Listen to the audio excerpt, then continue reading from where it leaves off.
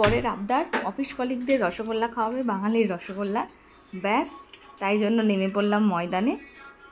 কর্ণাটকের রসগোল্লা পাওয়া যায় ঠিকই, কিন্তু বাঙালির রসগোল্লা সেই স্বাদটা হয় না। শুরুতে ধান নেই সত্যি। 500 ml।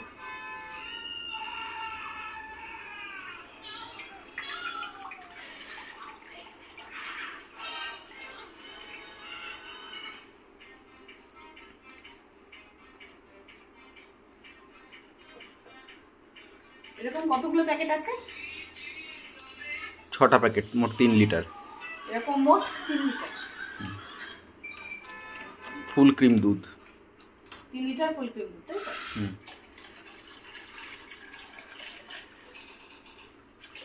কি বলতো, এইখানে রসগোল্লা পাওয়া যায় ঠিকই, তবে রসগোল্লাটা ঠিক সেই রকম স্বাদ নেই। মানে রসগোল্লাটা কেমন যেন শক্ত আর একদমই মোটেও ভালো লাগে না খেতে। তখন না আমাদের রাজ্যের যে রসগোল্লাগুলো, সুন্দর সুন্দর রসগোল্লার কথা খুব মনে পড়ে। তাই এখানে রসগোল্লা খেতে চাইলে না মনে হয় যেন বানিয়েই তৈরি করি। বাড়ির রসগোল্লার মতো রসগোল্লার দোকান এখানে পাওয়া যাবে না। এরপর তো আমি আমার বরের সাথে যুদ্ধে নেমে গেছি। এত দুধের রসগোল্লা বানিয়ে কী লাভ? আমি বলছি যে অর্ধেক দুধের রসগোল্লা বানাই, আর বাদবাকি দুধটা কিছু রসগোল্লা ওর মধ্যে দিয়ে সে দুধ চমচম হয় না, ওটাও খেতে খুব সুন্দর লাগে। কিন্তু না, আমার বরের দাবি হলো যে না, পুরো দুধ দিয়ে সব হবে না, হবে না। আমি তোমাকে বলছি যেটা হবে না। দেখবি না কি হচ্ছে, দেখবি না রসগোল্লা হচ্ছে। কি রান্না করছি? রসগোল্লা রান্না করছি তোমার জন্য। খুশি হয়েছ?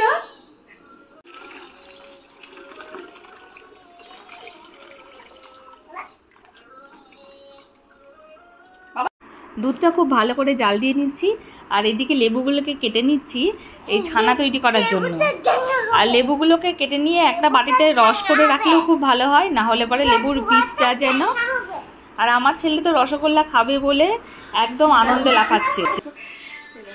এইভাবে এই দুধটাকে এইভাবে জাল হয়ে গেছে, এখন দুধটা ফুটতে শুরু করে দিয়েছে। খুব ভালোভাবে দুধটাকে কিন্তু ফোটাতে হবে, হ্যাঁ। আর এই রসগোল্লা নরম হওয়ার, আমার দিকে আমাকে দেখাও, দেখেছো তো? রসগোল্লা নরম হওয়ার হচ্ছে একটাই ট্রিক্স, এখানে দেখো এবার একটাই ট্রিক্স।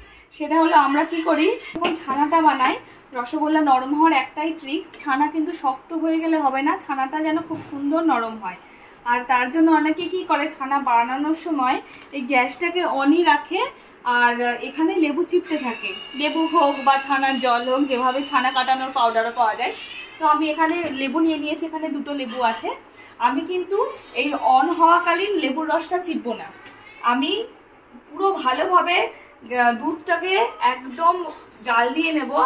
দুধ যখন পুরো উতলে আসবে তখনই আমি লেবুর রসটা অ্যাড করব, অবশ্যই এই গ্যাসটা বন্ধ করে। তাহলে কি হবে, ছানাটা নরম থাকবে এবং রসগোল্লা খুব নরম তৈরি হবে। আমার খুব ভালোভাবে জালটা হয়ে গেছে, বন্ধ করে। দুধ এবার উতলে উঠেছে, এবার আমি গ্যাসটা বন্ধ করে দেবো আর লেবুর রসটা অ্যাড করব। আস্তে আস্তে দুধ উতলে আছে, খুব ভালোভাবে কিন্তু দুধটাকে জাল দিতে হবে সময় নিয়ে।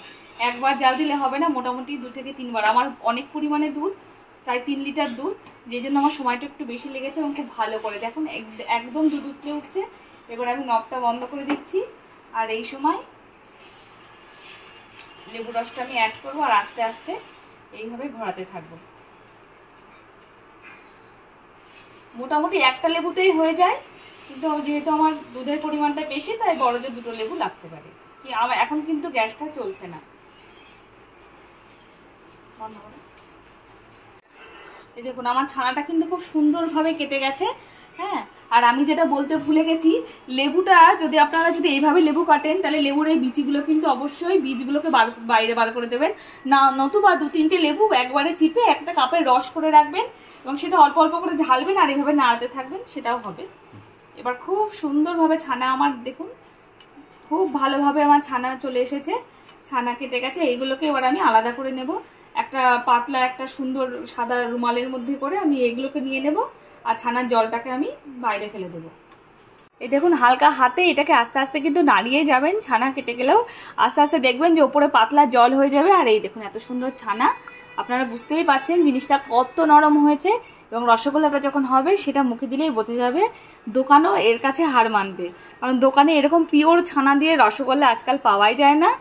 নিজেরা যদি বাড়িতে বানিয়ে খাওয়া যায় তার থেকে অথেন্টিক এবং স্বাদে এত মিষ্টি, এত সুন্দর তুলতুলে নরম রসগোল্লা সেটা আপনারা বানিয়ে খেলেই বুঝতে পারবেন। অবশ্যই ভিডিওটা দেখবেন এবং বাড়িতে বানাবেন। এইভাবে আমি একটা সাদা একটা কাপড়ের রুমাল নিয়েছি, পরিষ্কার পরিচ্ছন্ন রুমাল নেবেন। আর এইখান থেকে এইভাবে, আর তার তলায় একটা ফুটো ফুটো একটা যে থালা গামলা যাই হোক কিছু একটা নিয়ে নেবেন, যাতে ড্রেন হয়ে ওই জলটা বেরিয়ে যায়। আর এইভাবে আমি জলটাও চালিয়ে দিয়েছি, কারণ এটা খুবই গরম জল তো, তার জন্য ঠান্ডা জলটা এই পাশ থেকে ট্যাপটা খুলে দিয়েছি। আর এইভাবে ছানাগুলোকে ছেঁকে নেবেন।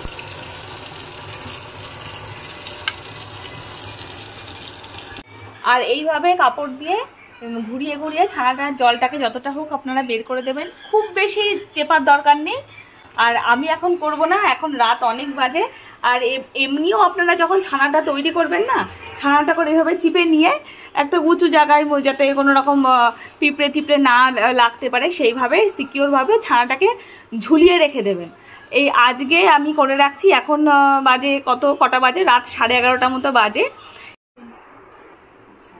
আগের দিন তো আমি দেখিয়েছিলাম যে আমি এটা এরকম টাঙিয়ে রেখেছি, আর তার পরের দিন রাত্রিবেলায় আমি এটা করছি। আমি সকালবেলাতেই এটা ফ্রিজে ঢুকিয়ে দিয়েছিলাম, যাতে কোনো রকম গরম পড়েছে তো নষ্ট না হয়।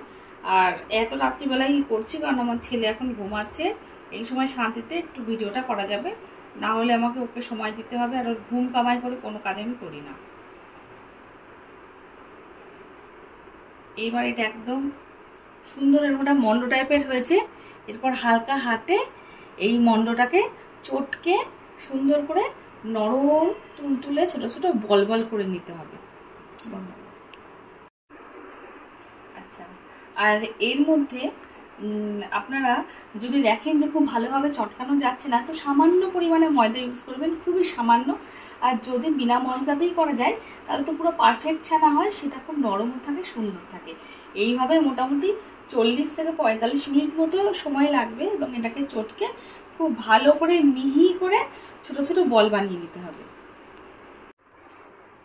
দেখেছেন আমার মোটামুটি 40 থেকে 45 মিনিটই লাগলো, সেটা আমি আর আলাদা করে দেখালাম না।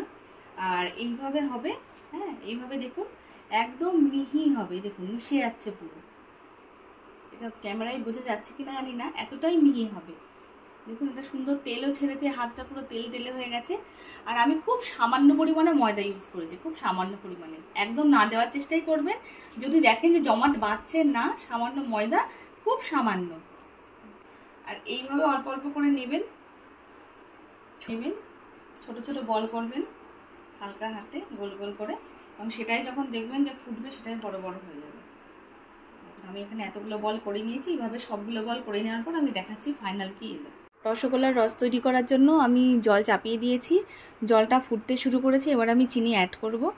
আর এখানে জলটা হচ্ছে, যদি 2 ভাগ জল হয় তাহলে 1 ভাগ চিনি, মানে 1 কাপ, যদি 2 কাপ জল দেবেন তাহলে তারপরে সেই কাপের মাপ অনুপাতে 1 কাপ চিনি দিতে হবে। এবার আমি চিনিটা দিয়ে দিচ্ছি, 2 বাটি চিনি দেব। আমি মাপ অনুপাতে নিয়েছিলাম, সেই অনুপাতে চিনি দিয়ে দিচ্ছি।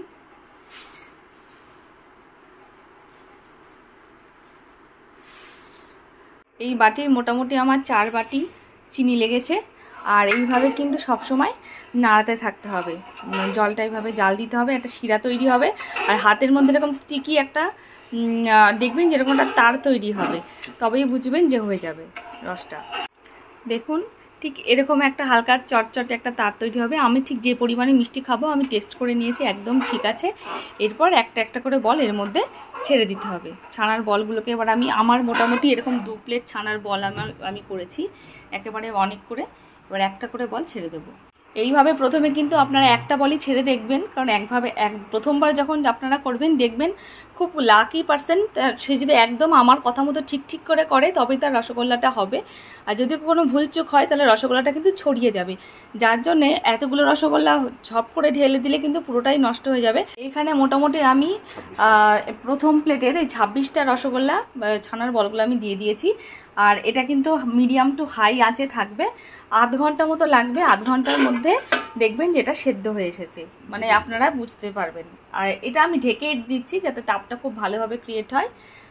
25 থেকে 30 মিনিটের মধ্যে রসগোল্লা একদম পুরো ফুলে টইটুম্বুর হবে এবং খেতেও দেখবেন প্রচণ্ড তুলতুলনীয়। আমার মোটামুটি 10 মিনিট মতো হয়েছে, না 10 মিনিট মতো হয়েছে। তাতেই দেখুন রসগোল্লাগুলো কয়টুকুনি বল ছেড়েছিলাম আর কত বড় বল এসেছে। এভাবেই যদি সাকসেসফুল কোনো জিনিস হয় তাহলে দেখেও ভালো লাগে আর কাউকে বললেও খুব ভালো লাগে। আপনারা অবশ্যই বাড়িতে বানিয়ে দেখবেন এবং এগুলো খেতে অসম্ভব তুলতুলে হয়, নরম আর পিওর ছানা। বাড়ির যে বাচ্চারা যারা আছে তারা খাবে এবং এর থেকে পিওর রসগোল্লা কোনো দোকান আপনাকে দিতে পারবে না। এটা অবশ্যই বাড়িতে বানিয়ে ট্রাই করবেন। আমি আরও 15 মিনিট পর দেখাচ্ছি, তখন আমার রসগোল্লাটা পারফেক্ট হবে। যে আমি আর এক কড়াই রসগোল্লা বানিয়ে ফেললাম, যে বলেছিলাম না দ্বিতীয় প্লেটের যে রসগোল্লাগুলো এরকম হয়েছে। এখানে আমি ভিডিওটা শেষ করে দিচ্ছি, রসগোল্লা হয়ে এসেছে, বন্ধ করে দিচ্ছে কারণ আমার ফোনে একটুও চার্জ নেই। আর কালকে আমি বাটিতে সার্ভ করে দেখাবো যে রসগোল্লাগুলো কেমন হয়েছে আর কীরকম তুলতুলে হয়েছে সেটাও দেখাবো। এখানে আমি গ্যাসটা বন্ধ করে দিলাম। কাল অনেক রাত হয়ে গেছিলাম, সেখানে ভিডিওটা স্টপ করে দিয়েছিলাম। এই দেখুন রসগোল্লা আমি এগুলো তুলবো, দেখুন কত সুন্দর তুলতুলে রসগোল্লা হয়েছে।